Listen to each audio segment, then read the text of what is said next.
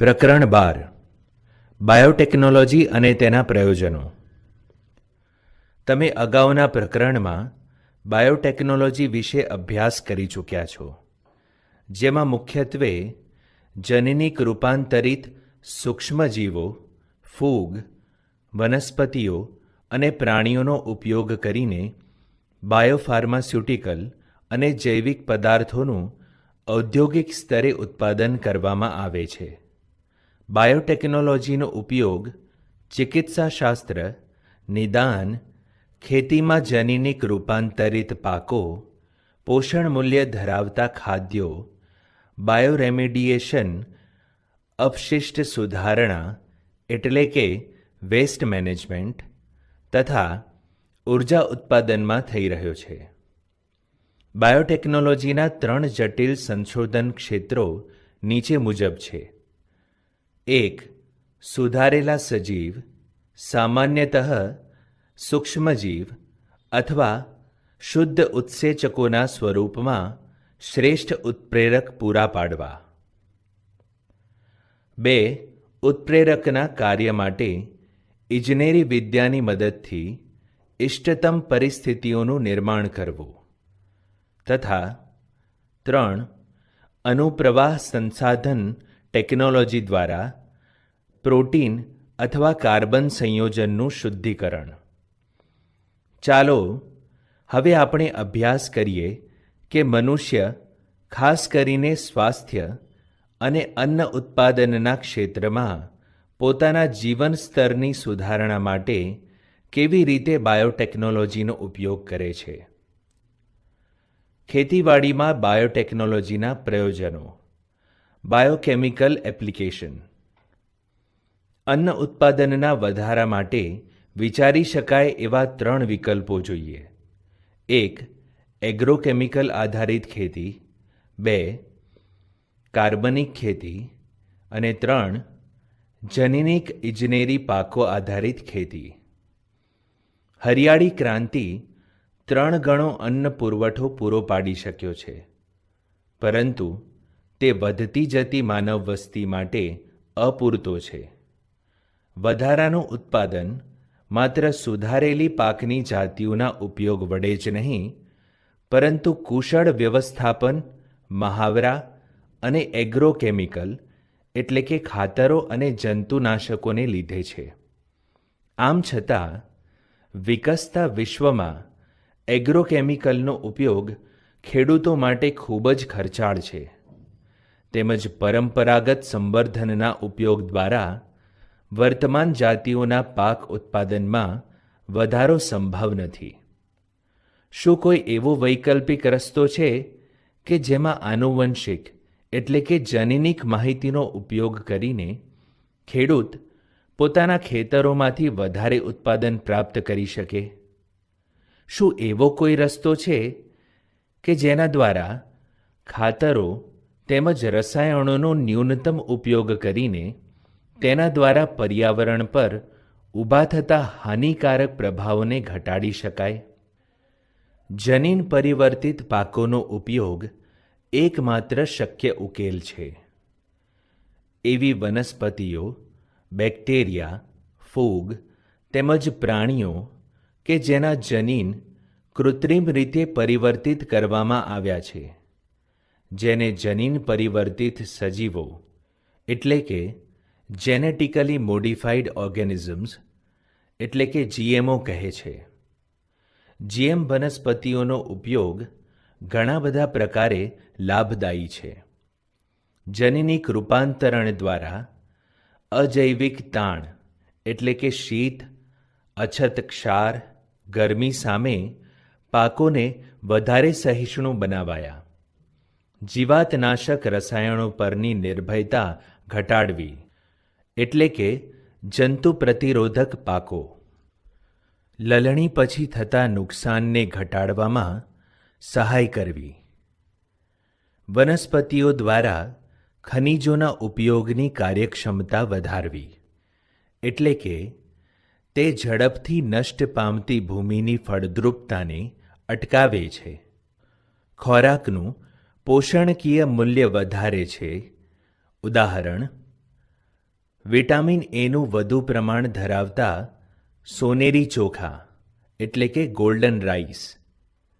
આ ઉપયોગો ઉપરાંત જીએમનો ઉપયોગ કોઈ વિશિષ્ટ ઉદ્દેશ આધારિત વનસ્પતિઓના નિર્માણમાં પણ થાય છે, જેનાથી સ્ટાર્ચ, બળતણ અને ફાર્માસ્યુટિકલ સંયોજનોના સ્વરૂપમાં ઉદ્યોગોને વૈકલ્પિક સ્ત્રોતો એટલે કે સંસાધનો પૂરા પાડે છે.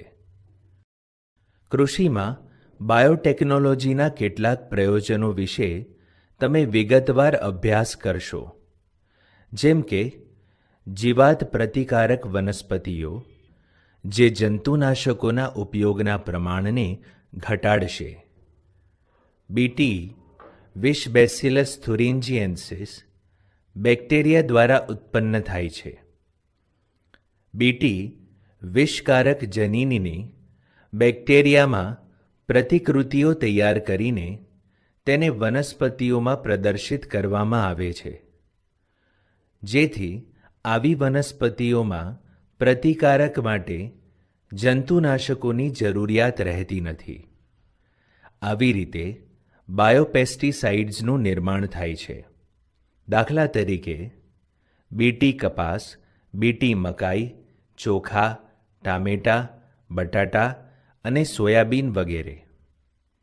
બીટી કપાસ એટલે કે બીટી કોટન બેસિલસ થુરિન્જીએન્સિસની કેટલીક જાતો એવા પ્રોટીનનું નિર્માણ કરે છે જે ચોક્કસ કીટકો જેવા કે લેપિડોપ્ટેરા એટલે કે તમાકુની ક્લિકા કીટકો, સૈનિક કીટકો, ક્લિયોપ્ટેરા એટલે કે ભૃંગ કીટકો અને ડિપ્ટેરન એટલે કે માખીઓ મચ્છરને મારી નાખે છે. બી થુરિન્જીએન્સિસ પોતાની વૃદ્ધિની એક ચોક્કસ અવસ્થા દરમિયાન કેટલાક પ્રોટીન સ્ફટિકાનું નિર્માણ કરે છે. આ સ્ફટિકોમાં વિષકારી કીટનાશક પ્રોટીન એટલે કે ઇન્સેક્ટિસાઇડલ પ્રોટીન હોય છે. આ વિષ બેસિલસને શા માટે મારી નાખતું નથી? વાસ્તવમાં બીટી વિષકારી પ્રોટીન પ્રાકૃતિક રીતે નિષ્ક્રિય પ્રોટોક્સિન સ્વરૂપે હોય છે. જે પણ કીટક આ નિષ્ક્રિય વિષને ખાય છે ત્યારે તેના ક્રિસ્ટલ આંતરડામાં આલ્કલાઇન પીએચના કારણે આ નિષ્ક્રિય સ્ફટિકમય પ્રોટીન દ્રાવ્ય થતાં સક્રિય ફેરવાય છે. આ સક્રિય વિષ મધ્યાંત્રની સપાટી પરના અધિચ્છદીય કોષો સાથે જોડાઈને તેમાં છિદ્રો ઉત્પન્ન કરે છે, જેના કારણે કોષો ફૂલીને ફાટી જાય છે અને આખરે કીટકોનું મૃત્યુ થાય છે.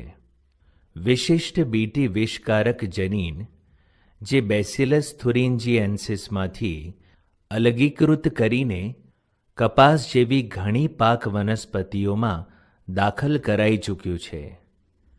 આકૃતિમાં જનીનની પસંદગી પાક તથા નિર્ધારિત કીટકો પર આધાર રાખે છે, જ્યારે મોટા ભાગના બીટી વિષ ચોક્કસ કીટક જૂથ પર નિર્ભર કરે છે.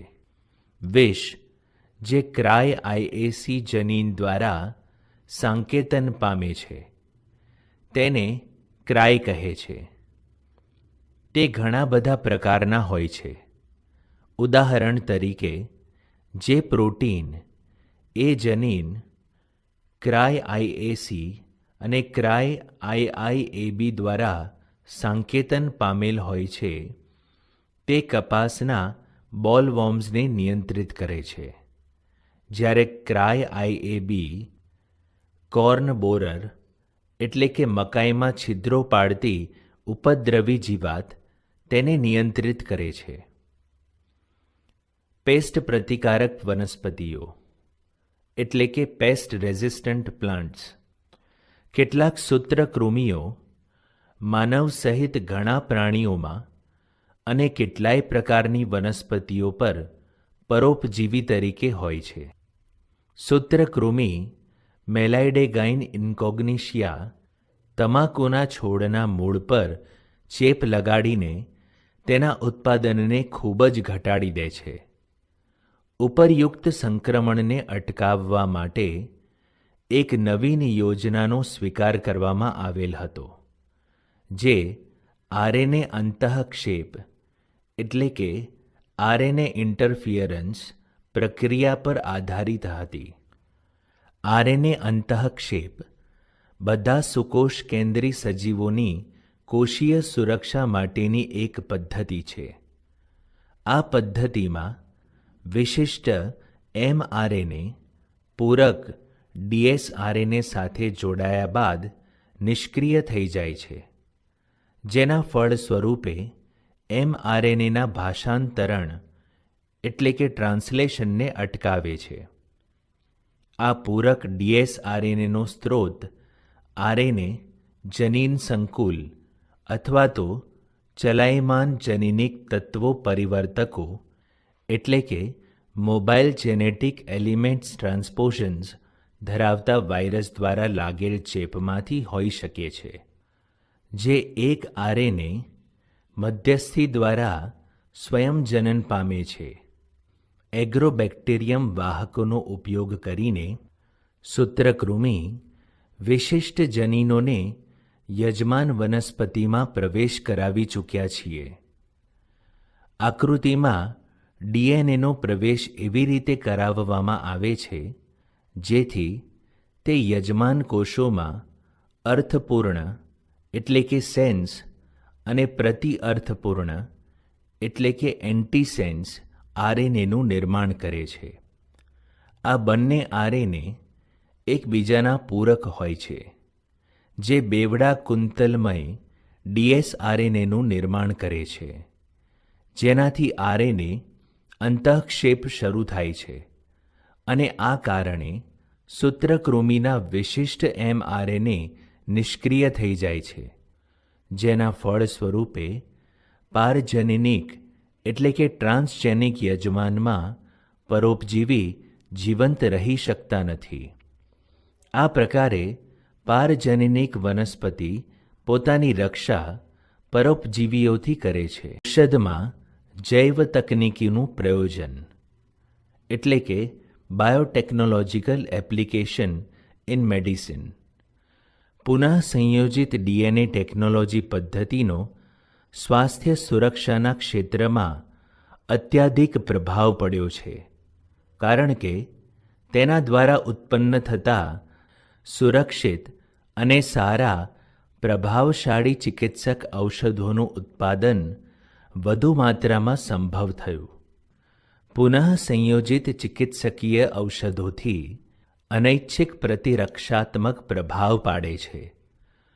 વર્તમાન સમયમાં લગભગ 30 જેટલા પુનઃ સંયોજિત ચિકિત્સકીય ઔષધો વિશ્વમાં મનુષ્યના ઉપયોગ માટે સ્વીકૃત કરવામાં આવ્યા છે. તેમાંથી 12 ભારતમાં વેચાઈ રહ્યા છે. જેનેટિક ઇજનેરી ઇન્સ્યુલિન એટલે કે જેનેટિકલી એન્જિનિયર્ડ ઇન્સ્યુલિન પુખ્ત વ્યક્તિઓમાં થતા મધુપ્રમેહ એટલે કે ડાયાબિટીસનું નિયંત્રણ સમયાંતરે ઇન્સ્યુલિન લેવાથી સંભવ છે.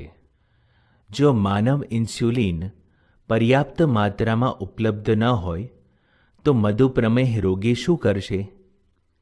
જેના પર વિચાર કરવાથી આપણે એ વાતનો સ્વીકાર કરીશું કે આપણે અન્ય પ્રાણીઓમાંથી ઇન્સ્યુલિન અલગ તારવીને ઉપયોગમાં લેવું પડશે. શું અન્ય પ્રાણીઓમાંથી અલગ કરેલ ઇન્સ્યુલિન એ માનવ શરીરમાંથી આવતા ઇન્સ્યુલિન જેટલું જ અસરકારક છે? અને માનવ શરીરની પ્રતિરક્ષા પ્રતિચાર પર બહારના ઇન્સ્યુલિનની કોઈ અસર તો નથી પડતી ને? તમે કલ્પના કરો કે જો કોઈ બેક્ટેરિયા માનવ ઇન્સ્યુલિન બનાવી શકે તો ચોક્કસપણે પ્રક્રિયા સરળ થઈ જશે. તમે સરળતાથી આવા બેક્ટેરિયાનો ઉછેર કરીને જેટલું ઈચ્છો એટલું તમારી આવશ્યકતા અનુસાર ઇન્સ્યુલિન બનાવી શકો છો. વિચારો કે શું ઇન્સ્યુલિન મધુપ્રમેહી વ્યક્તિને મુખ દ્વારા આપી શકાય કે નહીં? શા માટે? પહેલાંના સમયમાં મધુપ્રમેહ રોગીઓ માટે ઉપયોગમાં લેવાતું ઇન્સ્યુલિન પ્રાણીઓ અને ભૂંડને મારીને તેના સ્વાદુપિંડમાંથી બહાર કાઢવામાં આવતું હતું. પ્રાણીઓમાંથી પ્રાપ્ત થતા ઇન્સ્યુલિન દ્વારા કેટલાક દર્દીઓને એલર્જી અથવા પરજાત પ્રોટીન પ્રત્યે બીજી પ્રતિક્રિયાઓ થવા લાગી હતી. ઇન્સ્યુલિન 2 નાની પોલીપેપ્ટાઇડ શૃંખલાઓનું બનેલ હોય છે, શૃંખલા A અને શૃંખલા B, જે એકબીજા સાથે ડાયસલ્ફાઇડ બંધો દ્વારા જોડાયેલ હોય છે. મનુષ્ય સહિત સ્તનધારીઓમાં ઇન્સ્યુલિન પ્રોઅંતઃસ્ત્રાવ તરીકે સંશ્લેષિત કરવામાં આવે છે કે જે વધારે ખેંચાયેલ હોય છે, જેને સી પેપ્ટાઇડ કહે છે. આ સી પેપ્ટાઇડ પરિપક્વ ઇન્સ્યુલિનમાં હોતો નથી, જે પરિપક્વતા દરમિયાન ઇન્સ્યુલિનમાંથી દૂર થઈ જાય છે.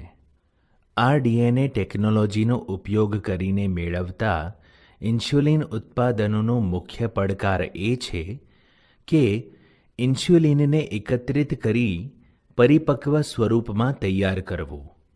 1983માં ઇલી લિલી નામની એક અમેરિકન કંપનીએ 2 ડીએનએ શૃંખલાઓને તૈયાર કરી, જે માનવ ઇન્સ્યુલિનની શૃંખલા A અને શૃંખલા Bને અનુરૂપ હોય. તેમને ઇકોલાઈના પ્લામિડમાં પ્રવેશ કરાવીને ઇન્સ્યુલિન શૃંખલાઓનું ઉત્પાદન કર્યું. આ અલગ રીતે ઉત્પાદન કરેલ શૃંખલા A અને શૃંખલા Bને અલગ તારવીને ડાયસલ્ફાઇડ બંધ દ્વારા એકબીજા સાથે જોડીને માનવ ઇન્સ્યુલિનનું ઉત્પાદન કર્યું. જનીન થેરાપી. જો કોઈ વ્યક્તિમાં આનુવંશિક રોગ જન્મે છે, તો શું આ રોગ માટે કોઈ ઉપચાર વ્યવસ્થા છે? જનીન થેરાપી આવો જ એક પ્રયાસ છે. જનીન થેરાપીમાં એ પદ્ધતિઓ સમાવિષ્ટ છે જેનાથી કોઈ બાળક કે ભ્રૂણમાં નિદાન કરવામાં આવેલ જનીન ક્ષતિઓનો સુધારો કરવામાં આવે છે. જનીનિક ખામીની સારવારમાં વ્યક્તિ અથવા ભ્રૂણમાં સામાન્ય જનીનોનો પ્રવેશ કરાવવામાં આવે છે, જે નિષ્ક્રિય જનીનની ક્ષતિપૂર્તિ કરીને તેના કાર્યોને સંપન્ન કરે છે. જનીન થેરાપીનો સૌપ્રથમ પ્રયોગ 1990માં એક 4 વર્ષની છોકરીમાં એડિનોસાઇન ડીએમિનેઝ એટલે કે એડીએની ક્ષતિને દૂર કરવા માટે કરવામાં આવ્યો હતો. આ ઉત્સેચક રોગપ્રતિકારક શક્તિમાં અતિ આવશ્યક હોય છે. આ સમસ્યા એડિનોસાઇન ડીએમિનેઝ માટે જવાબદાર જનીનના લોપ એટલે કે ડિલીશન થવાથી થાય છે. કેટલાક બાળકોમાં એડીએનો ઉપચાર અસ્થિમજ્જા પ્રત્યારોપણ દ્વારા થાય છે, જ્યારે કેટલાકમાં ઉત્સેચક રિપ્લેસમેન્ટ થેરાપી એટલે કે એન્ઝાઇમ રિપ્લેસમેન્ટ થેરાપી દ્વારા કરવામાં આવે છે, કે જેમાં સિરિંજ દ્વારા રોગીને સક્રિય એડીએ આપવામાં આવે છે. ઉપરયુક્ત બંને ક્રિયાઓમાં એ મર્યાદા છે કે તે બંને સંપૂર્ણપણે રોગનાશક નથી. જનીન થેરાપીમાં સર્વપ્રથમ રોગીના રુધિરમાંથી લસિકા કોષોને બહાર કાઢીને તેમનું સંવર્ધન કરવામાં આવે છે. સક્રિય એડીએ સીડીએનએ એટલે કે રેટ્રોવાયરસ વાહક વાપરીને લસિકા કોષોમાં પ્રવેશ કરાવવામાં આવે છે, કે જેને અંતમાં દર્દીના શરીરમાં પુનઃ દાખલ કરવામાં આવે છે. આમ છતાં આ કોષો અમર હોતા નથી. આથી જીનેટિકલી એન્જિનિયર્ડ લસિકા કોષો એટલે કે જેનેટિકલી એન્જિનિયર્ડ લિમ્ફોકાઇટિસ. તેને સમયાંતરે દર્દીના શરીરમાં દાખલ કરવાની જરૂર પડે છે. આમ છતાં મજ્જાકીય કોષોમાંથી અલગ કરવામાં આવેલ એડીએ ઉત્પન્ન કરતા જનીનનો પ્રારંભિક ભ્રૂણીય અવસ્થાના કોષોમાં પ્રવેશ કરાવવામાં આવે તો તેનો કાયમી ઉપચાર શક્ય બને છે. આણ્વિક નિદાન, મોલેક્યુલર ડાયગ્નોસિસ. તમે જાણો છો કે રોગીની અસરકારક સારવાર માટે તેનું પ્રારંભિક નિદાન અને તેની રોગ દેહધર્મ વિદ્યા એટલે કે પેથોસાયકોલોજીને સમજવી અતિ આવશ્યક છે. ઉપચાર નિદાનની પરંપરાગત પદ્ધતિઓ એટલે કે સીરમ અને મૂત્ર વિશ્લેષણ વગેરેનો ઉપયોગ કરીને પ્રારંભિક નિદાન મેળવવું શક્ય નથી. Recombinant DNA technology, polymerase chain reaction એટલે કે પીસીઆર અને એન્ઝાઇમ લિંક્ડ ઇમ્યુનોસોબરન્ટ એસે એટલે કે એલાઇઝા જેવી કેટલીક પદ્ધતિઓ છે કે જેની મદદથી રોગનું પ્રારંભિક નિદાન થઈ શકે છે. રોગકારકો એટલે કે બેક્ટેરિયા, વાયરસ વગેરેની હાજરીની સામાન્ય રીતે ત્યારે જ જાણ થાય છે કે જ્યારે તેના દ્વારા ઉત્પન્ન થતા રોગોના લક્ષણો જોવા મળે છે. તે સમય સુધી રોગકારકની સંખ્યા શરીરમાં પહેલાંથી જ ઘણી વધુ થઈ ચૂકી હોય છે. જ્યારે બહુ ઓછી સંખ્યામાં બેક્ટેરિયા અથવા વાયરસ એ સમય કે જ્યારે રોગના ચિહ્નો સ્પષ્ટ દેખાતા ન હોય ત્યારે તેની ઓળખ પીસીઆરની મદદથી તેના ન્યુક્લિઇક એસિડના પ્રવર્ધન એટલે કે એમ્પ્લિફિકેશન દ્વારા કરી શકીએ છીએ. શું તમે જણાવી શકો છો કે પીસીઆર કેવી રીતે અલ્પ માત્રાના ડીએનએની ઓળખ કરે છે? સંભવિત એઇડ્સ દર્દીઓમાં એચઆઈવીની ઓળખ માટે આજકાલ સામાન્ય રીતે પીસીઆર ઉપયોગમાં આવી રહ્યું છે. તેનો ઉપયોગ કેન્સર સંભવિત દર્દીઓના જનીનમાં વિકૃતિની તપાસ કરવા માટે પણ કરવામાં આવી રહ્યો છે. આ એક ઉપયોગ તકનીક છે. તેના દ્વારા અન્ય ઘણા બધા આનુવંશિક રોગની પણ તપાસ કરી શકાય છે. એકલ શૃંખલામય ડીએનએ અથવા આરએનએ સાથે એક રેડિયોએક્ટિવ અણુ એટલે કે પ્રોબ જોડીને કોષોના ક્લોનમાં તેના પૂરક ડીએનએ સાથે સંકરિત કરાય છે, જેને ઓટોરેડિયોગ્રાફી દ્વારા ઓળખવામાં આવે છે.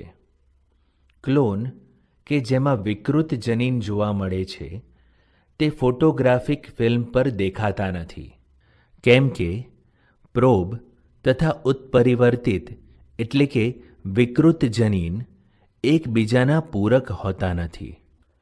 એલિસા એન્ટીજન એન્ટીબોડી પારસ્પરિક ક્રિયાઓના સિદ્ધાંત પર કામ કરે છે. એન્ટીજન્સ એટલે કે પ્રોટીન્સ ગ્લાયકોપ્રોટીન્સ વગેરેની હાજરી દ્વારા અથવા રોગકારકોના વિરુદ્ધ સંશ્લેષિત એન્ટીબોડી દ્વારા રોગકારકો દ્વારા સંક્રમણની ચકાસણી કરવામાં આવે છે. જનીનિક પ્રાણીઓ એટલે કે ટ્રાન્સજેનિક એનિમલ્સ એવા પ્રાણીઓ કે જેમના ડીએનએને તબદીલ કરવામાં આવેલ હોય અને તેમાં વિદેશી જનીન વ્યક્ત થયેલ હોય એટલે કે બાહ્ય જનીન વ્યક્ત થયેલ હોય તેમને પારજનીનિક પ્રાણીઓ તરીકે ઓળખવામાં આવે છે. પારજનીનિક ઉંદરો, સસલા, ભૂંડ, ઘેટાં, ગાય અને માછલીઓ ઉત્પન્ન થઈ ચૂક્યા છે. જો કે બધા પ્રવર્તમાન પારજનીનિક પ્રાણીઓના 95% વધારે ઉંદરો છે.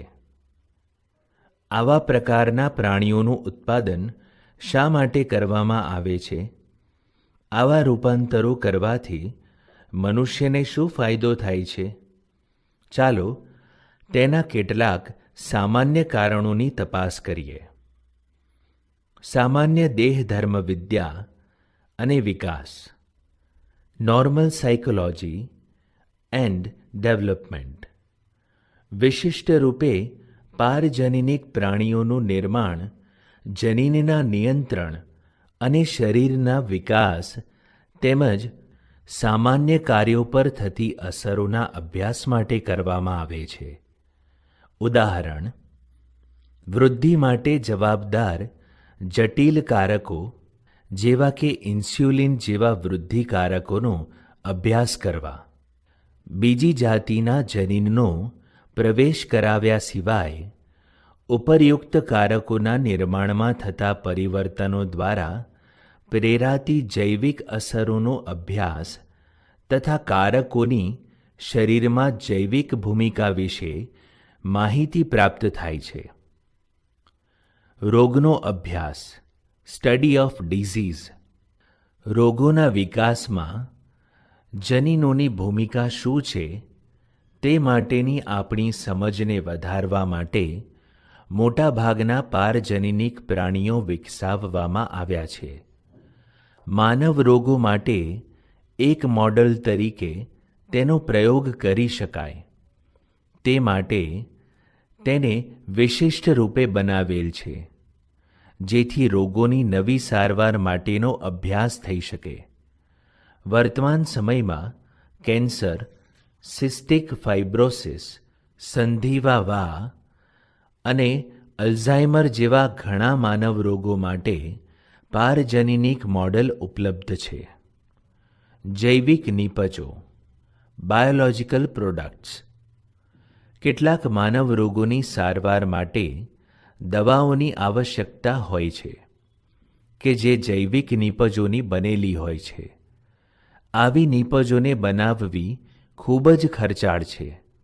પારજનીનિક પ્રાણીઓ જે ઉપયોગી જૈવિક નિપજોનું નિર્માણ કરે છે તેમાં ડીએનએના ભાગ અથવા જનીનોને પ્રવેશ કરાવાય છે, જે વિશિષ્ટ નિપજોના નિર્માણમાં ભાગ લે છે.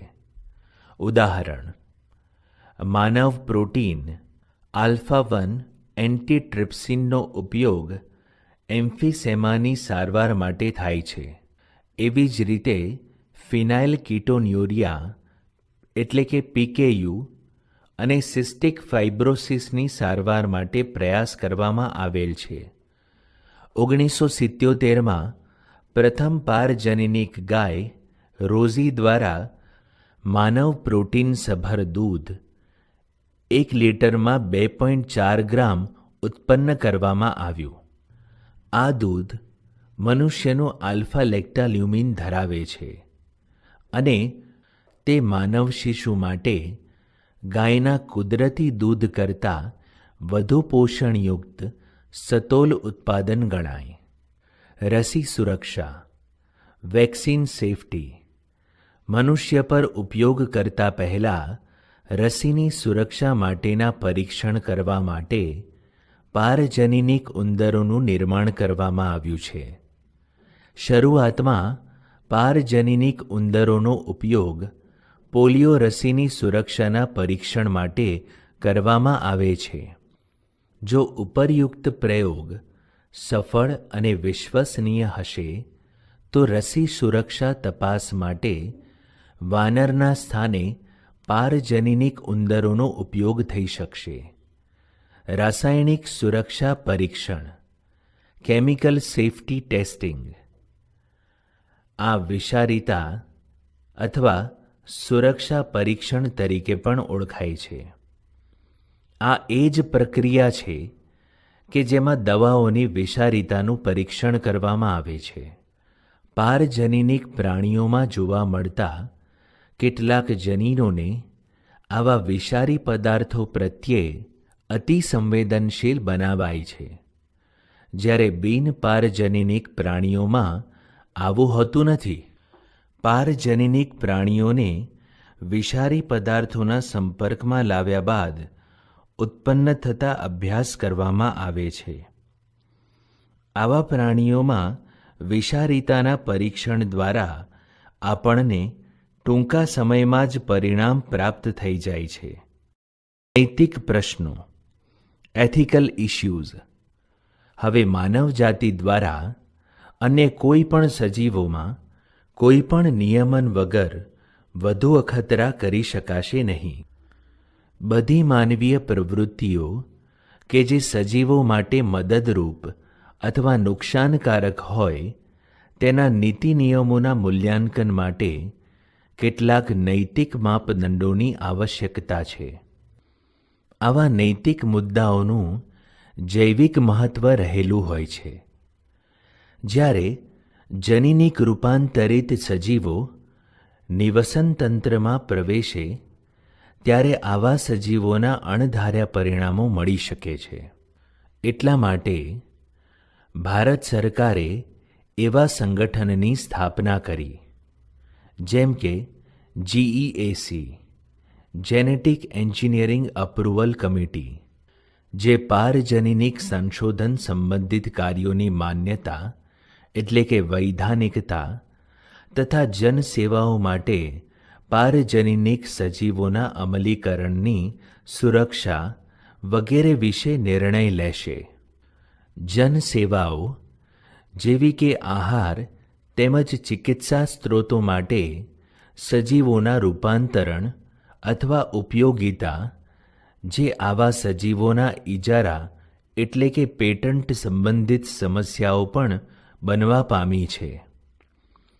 લોકોમાં એ વાતને લઈને આક્રોશ છે કે કેટલીક કંપનીઓ આનુવંશિક દ્રવ્યો, વનસ્પતિઓ અને અન્ય જૈવિક સ્ત્રોતોનો ઉપયોગ કરી તેનાથી બનતી નીપજો તથા તકનીકો વિશે પેટન્ટ પ્રાપ્ત કરી રહી છે, જે ઘણા સમય પહેલાંથી ઓળખાયેલ, વિકસિત અને ખેડૂતો દ્વારા તથા વિશેષ ક્ષેત્ર કે સ્થાનિક દેશના લોકો દ્વારા તેનો ઉપયોગ કરવામાં આવી રહ્યો છે.